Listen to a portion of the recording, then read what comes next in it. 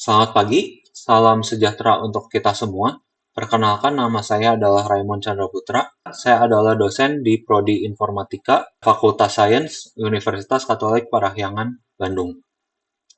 Pada kesempatan ini, sebagai salah satu syarat untuk pengajuan Serdos, saya akan menjelaskan salah satu tridharma saya di bidang pengajaran. Jadi, pada kesempatan ini saya akan menjelaskan perkuliahan yang saya ampu, beserta nanti di kemudian saya akan perlihatkan uh, salah satu video pembelajaran yang saya lakukan kepada mahasiswa. Baik, saya akan lanjut ke mata kuliah yang saya ampu. Pada kesempatan ini saya akan menjelaskan kuliah saya yang berjudul Analisis dan Desain Perangkat Lunak. Jadi berikut adalah mata kuliah yang saya ampu. Mata kuliah ini adalah salah satu mata kuliah di Prodi Informatika dengan kode AEF 232.102/02. Jadi mata kuliah ini adalah salah satu mata kuliah inti yang wajib diambil oleh seluruh mahasiswa informatika. Posisi dari kuliah ini adalah di semester 4 dengan bobot 2 SKS. Untuk dapat mengambil kuliah ini, mahasiswa wajib mengambil mata kuliah yang berjudul Pemrograman Berorientasi Objek. Oke, jadi pada perkuliahan ini, mahasiswa akan diajarkan konsep dan teknik analisis desain dalam membangun perangkat lunak. Kuliah ini dimasukkan untuk mempersiapkan mahasiswa dalam membangun perangkat lunak dengan skala yang relatif besar. Dengan memahami materi ini, diharapkan perangkat lunak yang dibangun oleh mahasiswa nantinya lebih rapi dan mudah untuk dirawat dan dikembangkan lebih lanjut. Mahasiswa akan diajarkan berbagai teknik analisis dan desain dengan paradigma terstruktur maupun berorientasi objek. Berikut adalah pencapaian CPL yang diletakkan pada mata kuliah ini. Jadi pada mata kuliah ini terdapat 3 buah CPL dengan deskripsi sebagai berikut.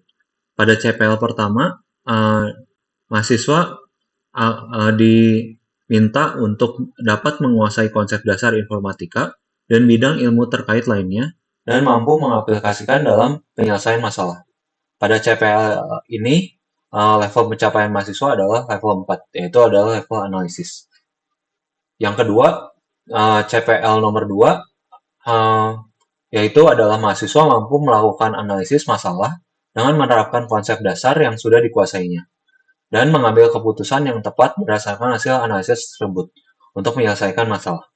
Untuk CPL ini juga sama, level pencapaiannya adalah level 4. Yang ketiga adalah CPL nomor 3, yaitu adalah mahasiswa mampu menguasai berbagai konsep terkait desain penyelesaian masalah, khususnya desain perangkat lunak, dan dapat menerapkan desain yang tepat untuk masalah yang tepat, serta mengimplementasikan desain tersebut dalam bentuk perangkat lunak atau bentuk lain yang sesuai.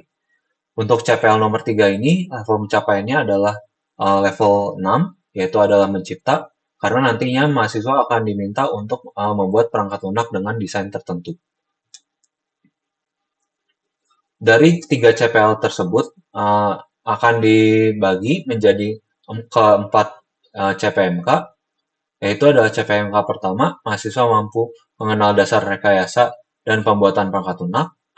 Yang kedua adalah mahasiswa mampu melakukan rekayasa kebutuhan sesuai dengan konsep RPL. Dan ketiga, mahasiswa mampu menganalisis dan merancang kebutuhan dalam bentuk model. Dan keempat adalah mahasiswa mampu merancang perangkat lunak dengan konsep desain yang baik.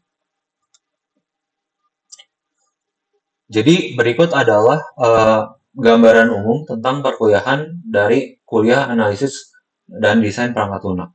Jadi pada sesuai judulnya, mata kuliah ini pertama akan mengajarkan tentang dasar dari rekayasa perangkat lunak.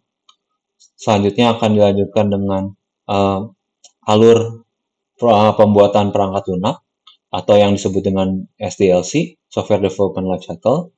Selanjutnya dilanjutkan dengan mengumpulkan kebutuhan melalui requirement engineering. Selanjutnya dari requirement itu akan dianalisis melalui requirement analysis, dan selanjutnya dari analisis tersebut akan dibuat model perangkat lunak dan dibuat desain perangkat lunak.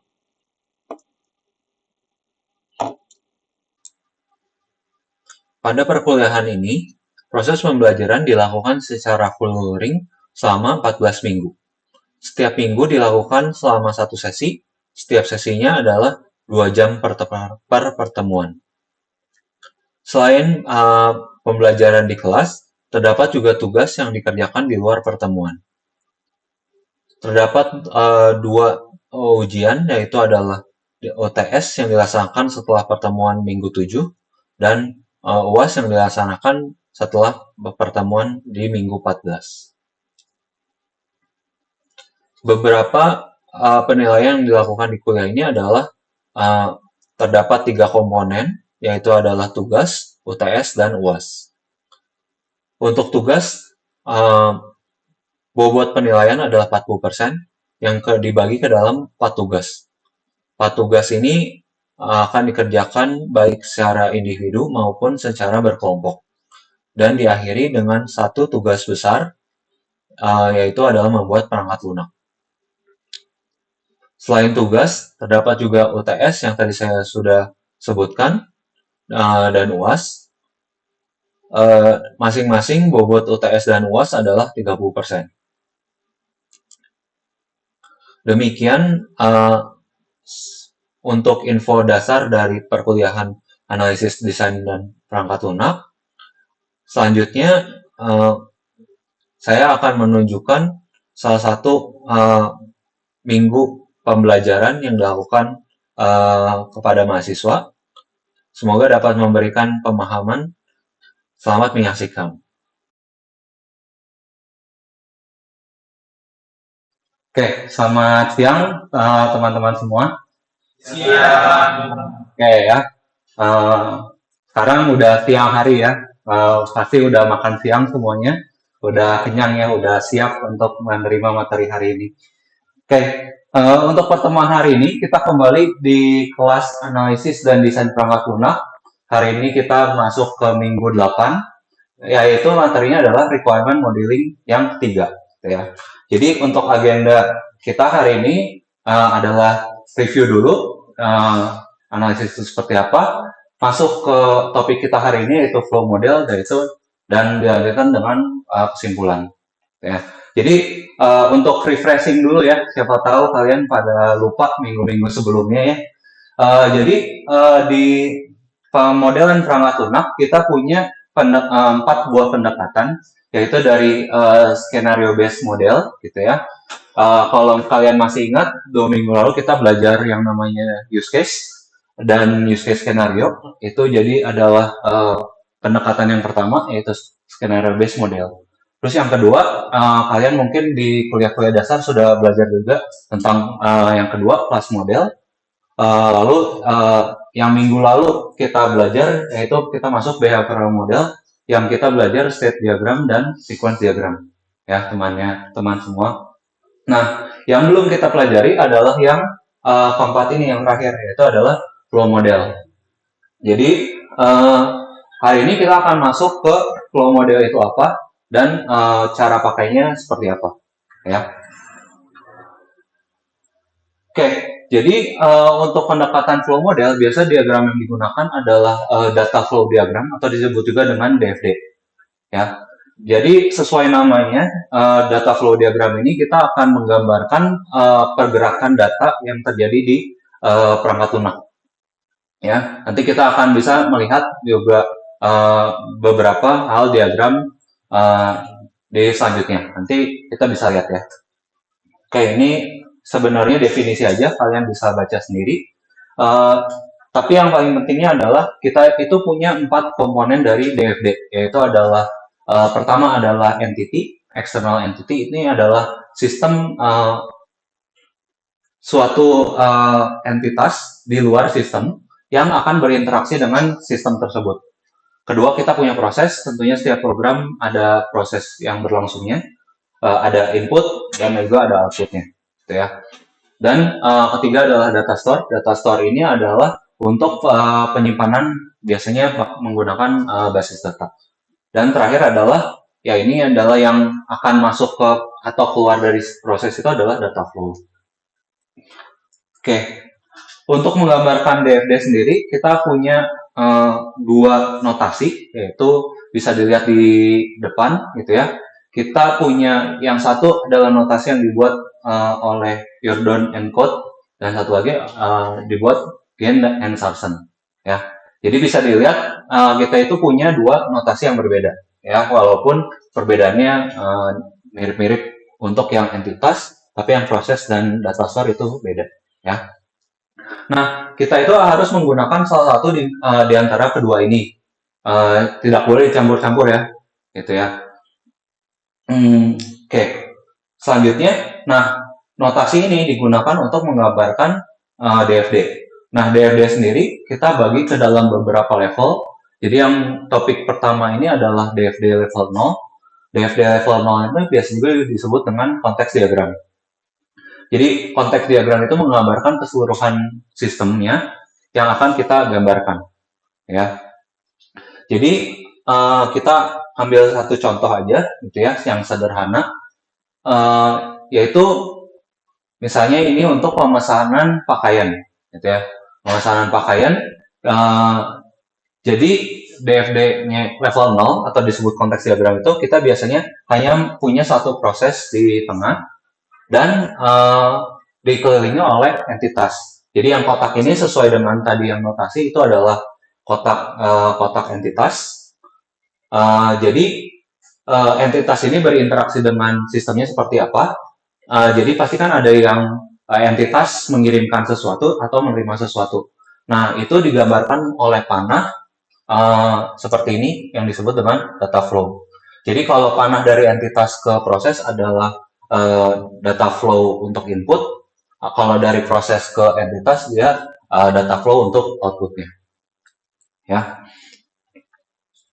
Nah, selanjutnya DFD ini dikembangkan lagi ke level-level berikutnya. Karena kalau level 0 itu gambarannya adalah itu gambaran umum. Tapi untuk bisa kita buat programnya harusnya kita masuk ke yang level lebih detail. Jadi DFD itu biasanya dinomorin level 1, 2, 3, dan seterusnya.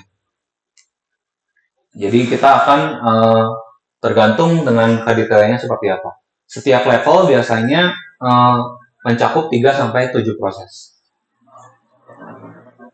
Oke, kita masuk ke DFD level 1. Jadi dari yang konteks diagram tadi kita breakdown ke level 1. Itu untuk menggambarkan yang lebih detail. Jadi tadi kan misalnya ada satu bulatan sistem umum, itu kita pecah ke dalam beberapa DFD, ke dalam beberapa proses yang lebih mendetail dibandingkan yang konteks diagram. Jadi kalau di contoh di sini kita DFD level 1 kita punya 3 buah lingkaran di sini, gitu ya. Nah, kalau di konteks diagram mungkin kita belum muncul data store-nya, tapi kalau di level 1 sudah kelihatan ada yang data store seperti ini, gitu ya. Oke. Nah, dalam pembuatan DFD ini ada beberapa aturan, gitu ya. Aturannya itu adalah sebagai berikut. Jadi aturan pertama, setiap proses harus punya input dan output, ya. Terus yang kedua adalah kita kan tadi bisa melihat ada data store ya. Data store itu harus ada minimal satu in dan satu out, gitu ya. Untuk bisa disebut dengan si data store. Terus yang ketiga, data store itu harus selalu melewati proses ya, teman-teman. Dan jadi kita tidak boleh dari suatu entitas langsung ke data store tanpa melewati proses ya. Nah, jadi secara sederhananya seperti ini gitu ya. Jadi yang tadi saya katakan, kalau dari entitas itu tidak boleh langsung ke entitas ya, tapi harus melewati proses di tengah dulu ya. Sama juga kalau dari entitas mau ke data store itu tidak boleh juga. Jadi harus melewati proses. Ya sama juga dari data store ke entitas harus melewati proses juga, dan data store ke data store juga harus ada prosesnya. Oke, ada beberapa kesalahan umum yang biasa dilakukan ketika orang membuat DFD ini, ya. Jadi teman-teman sekalian kan baru belajar DFD nih. Jadi diusahakan nanti ketika membuatnya tidak melakukan kesalahan ini, ya. Oke, jadi menurut referensi ada 3 kesalahan umum. Yang pertama adalah yang disebut dengan black hole, ya. Jadi keterangannya adalah ada input tapi tidak ada output. Jadi kalau kita lihat di proses yang nomor 1 ini, dia panahnya menuju proses semua, tapi dia tidak punya output. Jadi disebut dengan black hole. Yang kedua itu adalah suatu proses yang nomor 2 ini, gitu ya. Dia itu ada data flow keluar, gitu ya, tapi nggak ada inputnya. Jadi itu disebut dengan miracle. Jadi kan tiba-tiba ajaib aja gitu ya, nggak ada input apa-apa, tiba-tiba bisa mengeluarkan output. Ya itu aneh, gitu ya. Oke, yang ketiga kesalahan umumnya disebut dengan gray hole. Itu artinya sebenarnya ya ini agak ambigu antara benar atau salah, tapi itu harus lihat dari semantiknya. Jadi kalau kita lihat di proses nomor 3 ini, dia tulisan prosesnya adalah generate employee bank statement, ya. Tapi kalau kita lihat input dari proses ini adalah data store yang namanya employee, ya. Jadi kalau teman-teman coba bayangkan gitu ya, kalau kita mau mengenerate bank statement atau akun rekening pegawai gitu kan, nggak cukup dengan basis data pegawai saja. Berarti kan harus ada basis data apa misalnya akun gitu ya. Akun rekeningnya baru bisa mengeluarkan bank statement ini. Jadi kesalahannya itu terletak dari di proses ini sebenarnya kita tidak cukup untuk mengeluarkan output yang diinginkan dengan input yang ada, ya. Oke, sampai sini dulu ada yang mau ditanyakan? Mau nanya Pak, Ya, baik Sean, silahkan bertanya. boleh balik ke yang slide dia.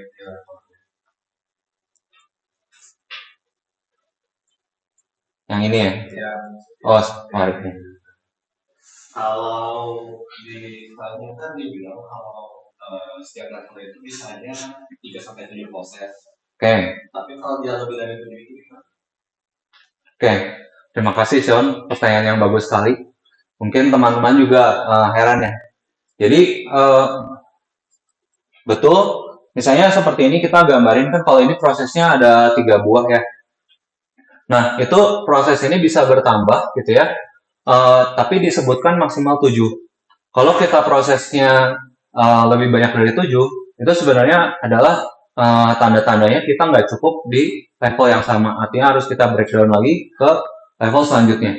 Jadi diusahakan maksimal adalah 7. Gitu ya. Baik, apakah sudah menjawab, Son? Oke, cukup. Oke, ya. Baik, pertanyaannya bagus sekali karena itu sebenarnya ada hubungannya dengan yang akan saya jelaskan selanjutnya, gitu ya. Jadi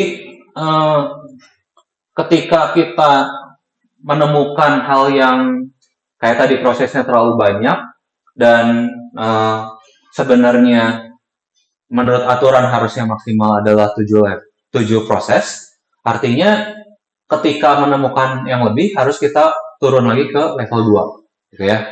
Jadi topik selanjutnya adalah level 2 dan seterusnya. Jadi dari proses yang level 1, kalau kita merasa ada yang terlalu general dan masih sulit untuk dibuat programnya, jadi kita turunkan lagi ke level selanjutnya, ke level 2. Ya. Sama juga dengan seterusnya, kalau misalnya kita level 2 pun masih menemukan atau ternyata lebih dari 7 proses gitu ya. Nah, itu kita bisa turunkan lagi ke level selanjutnya. Ya. Dan jadi masuknya ke level 3, 4, dan seterusnya. Oke. Nah, nanti di sini nggak ada contohnya dari saya, tapi kurang lebihnya DFD level 2 dan seterusnya itu sebenarnya akan sama dengan yang DFD level 1, tapi bedanya adalah kalau di sini mungkin ada angkanya ya, 1, nanti kalau misalnya di level selanjutnya itu akan ditambahkan nomornya. Jadi misalnya untuk proses nomor 1 akan diturunkan jadi 1-1. Untuk proses 2 akan diteruskan jadi 2-1 dan seterusnya. Gitu ya, nanti mungkin akan lebih jelas. Kalian juga boleh bertanya ke saya ketika nanti akan ada diskusinya. Oke, jadi setelah membuat DFD yang tadi saya sudah tunjukkan, sebenarnya kan kalau tadi data flow itu kan harus dibuat, jadi setiap panah itu ada tulisannya ya, tulisan yang disebut data flow. Nah, mungkin kan kita akan bingung data flow itu untuk apa dan isinya sebenarnya data yang dikirimkan apa. Nah, oleh karena itu sebenarnya kita harus melengkapi DFD itu dengan yang namanya adalah data dictionary. Ya, jadi contohnya kalau misalnya kita punya data flow namanya employee record kan mungkin adalah data dari pegawai. Data dari pegawai itu mungkin mempunyai banyak data di dalamnya. Nah, itu harus kita jabarkan dari kamus data ini, data dictionary atau kamus data. Jadi, employee record itu apa? Sebenarnya employee record itu adalah kumpulan dari nomor pegawai, informasi pribadinya, informasi gaji, dan lain-lain. Gitu ya. Sama juga untuk yang data flow lainnya, itu harus kita jabarkan di kamus data ini. Kalau misalnya ada hal yang kurang jelas, bisa lagi kita turunkan lagi ke berikutnya untuk di kamus data berikutnya. Oke. Selanjutnya, IRD ya. Mungkin kita belajar juga IRD di mata kuliah lainnya, manajemen informasi basis data. Itu sebenarnya ada hubungannya dengan DFD ini, gitu ya. Jadi kalau misalnya kita lihat di gambar DFD, gitu ya. Nah, kita kan punya kumpulan dari data store ini kan. Jadi di sini punya 1, 2, 3, 4, 5 data store. Nah, 5 data store ini kan kalau kita kumpulkan dan akan kita buat programnya itu sebenarnya nanti akan menjadi basis data ya. Jadi kita punya tabel-tabel untuk masing-masing data store.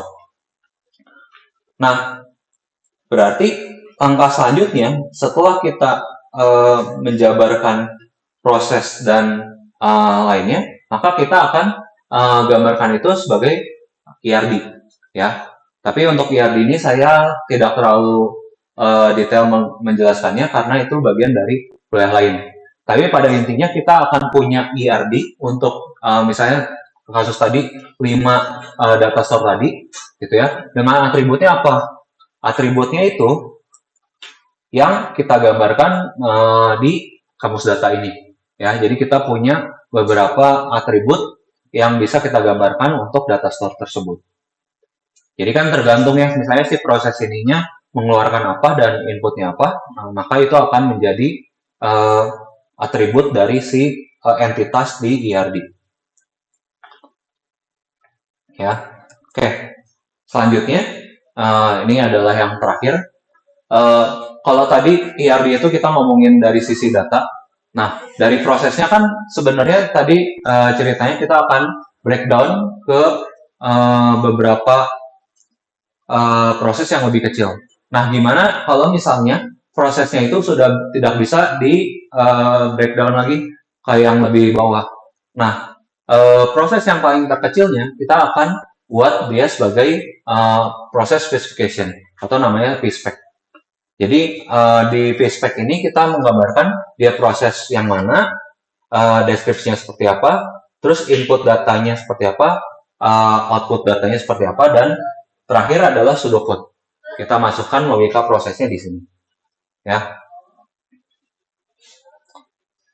Oke, sampai sini dulu ada yang mau ditanyain lagi?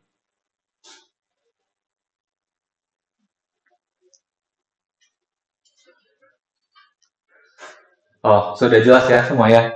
Tidak apa-apa. Nanti kalau masih ada yang mau ditanyakan lagi, bisa ditanyakan setelah ini atau di luar kelas, gitu ya. Oke. Jadi saya mau menyimpulkan apa yang kita sudah pelajari hari ini, gitu ya. Jadi untuk membuat data flow diagram itu yang dibutuhkan adalah pertama kita mulai dari level 0 dulu, diagram konteks gitu ya, dari level 0, lalu kita turunkan ke level 1. Level 1 ini harus dibuat. Nah, yang ketiga, kalau misalnya yang tadi level 1-nya kurang jelas, kita bisa turunkan ke level 2 dan seterusnya. Setelah itu kita buat kamus datanya, data dictionary. Lalu dari data store yang sudah dibuat, kita buat IRD-nya. Dan terakhir, proses yang paling bawahnya kita buat jadi respect. Ya. Jadi itu materi yang kita pelajari hari ini. Ya. Oke, untuk memperdalam materi DFD ini, gitu ya, maka mungkin kita akan coba sedikit latihan nih. Jadi kita akan kalian boleh bekerja, misalnya 3-4 orang boleh, gitu ya. Untuk misalnya kita cari aja ya. Nah, atau enggak ini aja, dari kasus pemesanan pakaian ini, kita coba kalian jabarkan menjadi level 1-nya aja. Ya. Saya kasih waktu sekitar 15 menit. Ya. Oke, silakan boleh kursinya digeser untuk berkelompok. Ya.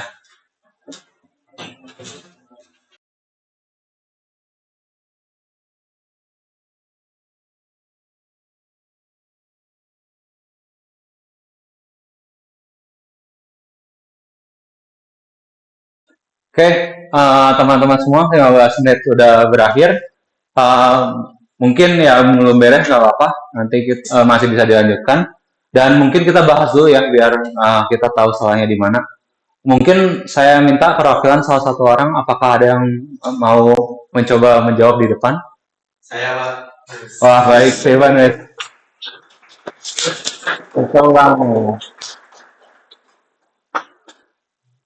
Silakan digambarkan.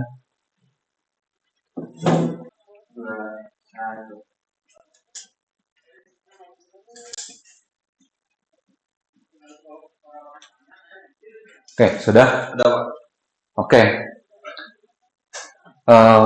Mungkin silakan Steven boleh duduk, tepuk tangan dulu semua.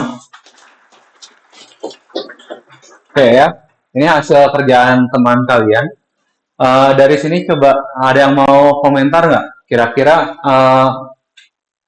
kurangnya apa dari sini? Saya mau nambahin, Pak. Ya, gimana? Oh ya, terima kasih Erik ya. Betul sekali. Jadi di DFD ini, jadi setiap data flow-nya itu harus ada kata-katanya. Jadi nggak boleh panahnya doang. Jadi kalau di sini ada beberapa panah yang masih kurang kata-katanya. Nah, itu harus ditambahin ya. Untuk selebihnya kira-kira sudah cukup bagus ya. Oke, mungkin yang masih bingung-bingung bisa ditanyakan nanti gitu ya. Ini ada cuma salah satu contoh aja. Oke, jadi itu aja untuk materi perkuliahan kita gitu ya, dengan materi DFD ini. Nah, mungkin masih ada yang bingung tentang ini. Jadi sebagai pendalamannya kalian saya beri tugas untuk membuat DFD ini. Tugas dapat dilihat di IDE LMS kita. Di situ udah ada penjelasan dan tanggal pengumpulannya. Silahkan dikerjakan masing-masing. Oke, kalau tidak ada pertanyaan lagi, kita tutup saja perkuliahan hari ini. Terima kasih semua. Terima kasih, Pak. Yes.